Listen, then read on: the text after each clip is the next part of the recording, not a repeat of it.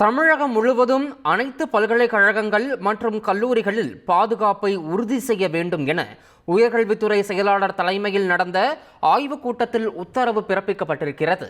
இதனை அண்மை செய்தியாக பார்த்து வருகிறோம். கூடுதல் விவரங்களோடு செய்தியாளர் சங்கரன் இணைப்பில் இணைகிறார். சங்கரன், வணக்கம். இது தொடர்பான கூடுதல் தகவல்.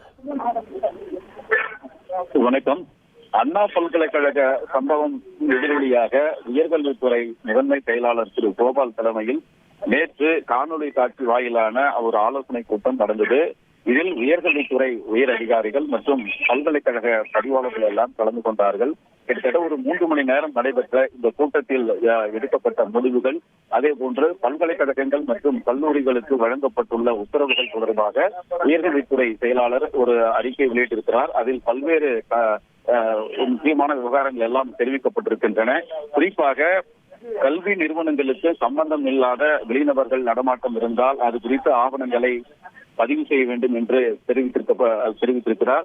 அதே போன்று பாதுகாப்பு நடைமுறைகளை முழுமையாக கடைபிடிக்க வேண்டும் என்றும், பாதுகாப்பு விவகாரங்களில் பல்கலைக்கழகங்களிலோ அல்லது கல்லூரிகளிலோ குளறுபடி ஏற்பட்டால் சம்பந்தப்பட்டவர்கள் மீது நடவடிக்கை எடுக்கப்படும் என்றும் தெரிவித்திருக்கிறார்.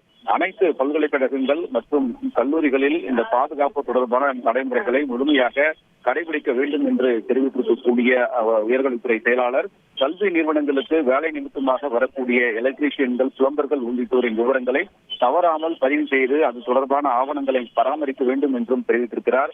மேலும் கல்வி நிறுவனங்களுக்குள் குற்ற சம்பவங்கள் தொடர்புடைய நபர்களாக இருப்பது குறித்து சந்தேகம் வந்தால் அது குறித்து முறையாக தகவல்களை பதிவு செய்வதோடு உயர் அதிகாரிகளுக்கு ஒரு தகவல் தெரிவிக்க வேண்டும் என்றும் அதில் தெரிவித்திருக்கிறார். மேலும் உயர்கல்வி நிறுவனங்களில், கல்லூரிகளில் விரும்பத்தகாத சம்பவங்கள் நடைபெற்றால் அதற்கு காரணமானவர்கள் மீது கடும் நடவடிக்கை எடுக்கப்படும் என்றும் அந்த கூட்டத்தில் முதன்மை உயர்கல்வித்துறை செயலாளர் எச்சரிக்கை விடுத்திருக்கிறார். தகவல்களுக்கு நன்றி சங்கரன். செய்திகளை உடனுக்குடன் தெரிந்து கொள்ள உடனே சப்ஸ்கிரைப் பண்ணுங்க.